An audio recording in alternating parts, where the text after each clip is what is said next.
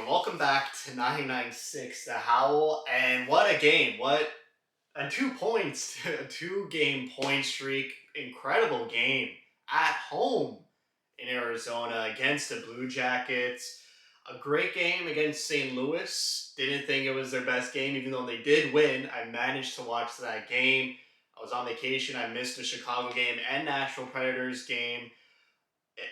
If you're a Coyotes fan who only watches condensed games like I have back here, where it's about 8 or 9 minutes of highlights, it's a bad way to experience Coyotes hockey. I mean, they literally never show Coyotes chances or highlights, only if it's a goal. I mean, it just shows to me how the Coyotes never generate odd man rushes and never have high quality shots. Like looking at the condensed highlights, it was always Chicago or Nashville on a 2-on-1, 3-on-1, high danger scoring chances where the goalie had to make a save.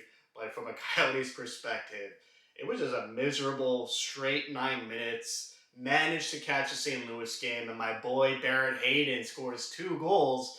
I was sad I couldn't make a video to just celebrate him, but looks like he had a great game again against Columbus. Hopefully that continues.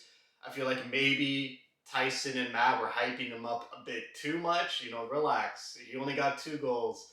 I want to see more consistent production. But even though he didn't get a point last night, he was like his play on that Kessel goal to get the takeaway off from the Columbus Blue Jackets player, using his body, getting a great stick lift, just chasing the puck, and so Kessel could get a shot and squeak it 5-0 on Merzlinkis.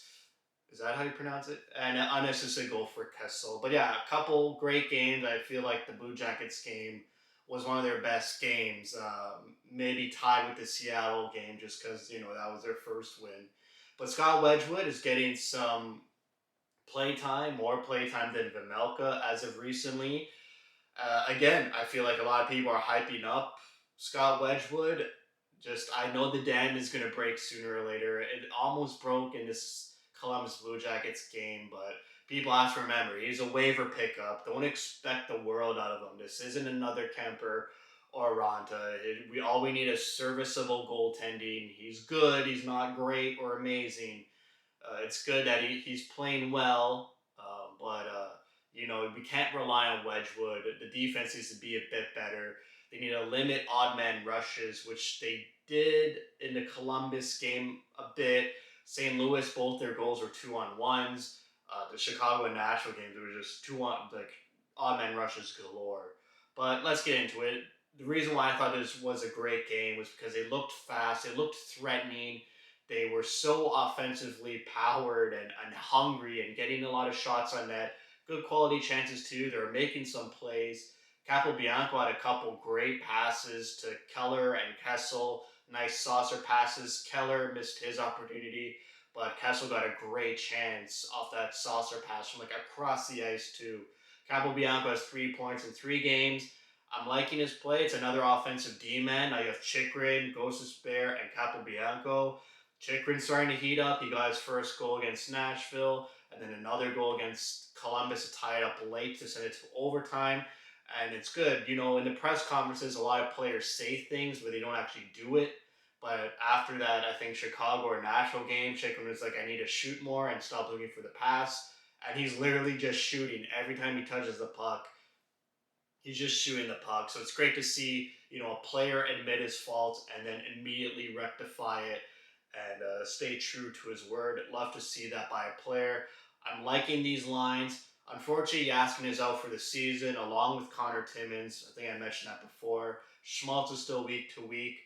And also Liam Kirk and the Roadrunners is out for the season, undergoing knee surgery. I mentioned these injuries because this team looks so much quicker, speedy, just straight north play, and I feel like that's probably the reason why is that Yaskin's not on the second line anymore.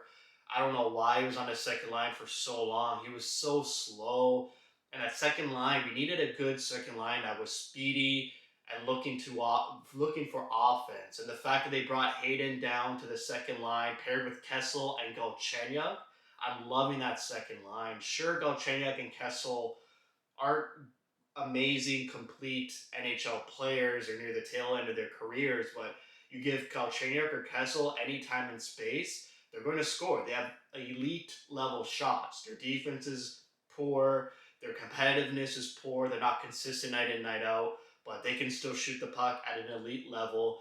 They're not like a Louis Erickson where you could give him all the time and space in the world and he won't do anything. These are players who scored a lot of goals in the previous years of their career, so they're still dangerous.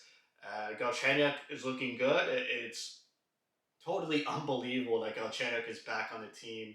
This was my second game watching Galchenyuk. I'm pretty sure he played against St. Louis. He did.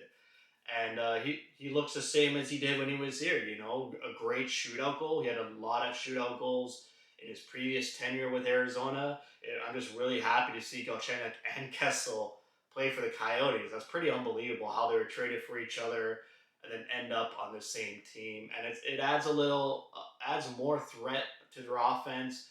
And they also have their first line as Keller, Kraus, and Boyd is filling in for Schmaltz and Larson. Larson is on COVID protocol along with Ladd. So I'm sure Larson would get that first line spot, and then Schmaltz, when he's healthy, will come back.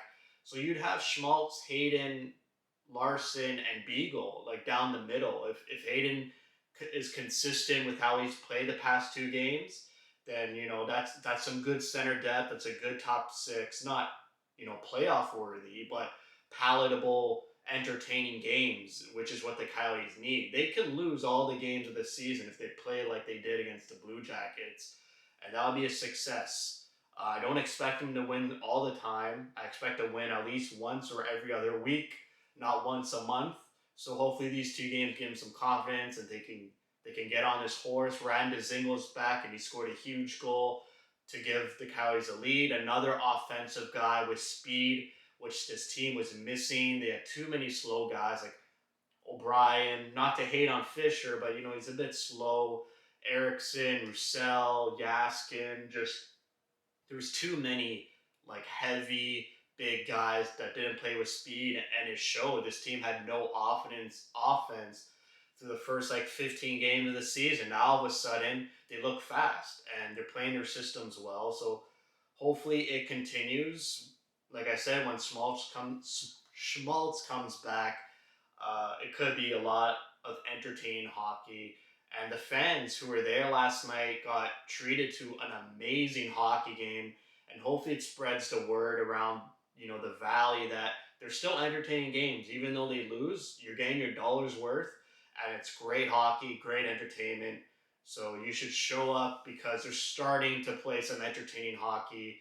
The games at the beginning of the season, like against Columbus in the season opener, they're not happening anymore. They're getting points. They're competitive, and they could go toe to toe with some of these teams and maybe squeak out a win. They have 2 wins on the season now. If they win a couple more, we might see Carter Hutton get pulled out of injured reserve because Ottawa, Montreal, and Seattle, they only have 4 wins, and Coyotes are at 2. So after all of this, after all the turmoil, they're only 2 wins away from tying another team and losing their last spot in the standings and losing their high lottery percentage. So, I'm not concerned yet. It's still early. I would like to see them win games. But at the same time, you start to think about that. You start to think, yeah, I love watching them win. But at the same time, if they win too much, then what's it all for? Like, this is a bad team that should be last and get the most odds they can in the lottery. So if they start winning a lot of games and they start passing Ottawa, Montreal, and Seattle, uh, they'd have to bring in the tank commander to slow their roll down. But hopefully those teams start to pick it up and get more wins. As long as the Coyotes play like they did against St. Louis and Columbus, gain a point here and there, just scoring a lot of goals, being competitive, like I said, it should be good hockey to watch. My only complaint about last night was why did Anton Roussel go in the shootout? No idea. I remember talking once throughout Nicholas Stromerson in a shootout, but I think that was like in the 10th or something round. This was like 7th round. You still had Kraus on the bench who hasn't shot. Ghost of Spirit didn't get a chance to shoot. Dzingel didn't get a shot in the shootout. So you had 3 guys that should have went way before Roussel. I'm sure Roussel lights it up in practice on the shootout, and that's why the head coach went with them.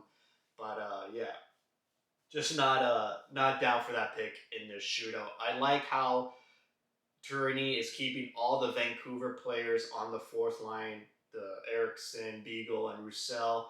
None of them can score. None of them have offense. It's good to keep them all on the same line so they don't bring down anyone else. No longer do I want to see Erickson on the third line. O'Brien's still there, but I'm sure once Fisher's healthy and Larson, it'll be like a Fisher, Larson, Dezingle line, that sounds like a good third line. Uh, Keep those Vancouver players on their own line. Give them the objective. Don't let a goal in, and you're playing well. Don't expect production from them because none of them could produce. So I like how they're all on this same line, and you could just close your eyes while they're on the ice and wait for a line change, and then open up your eyes again.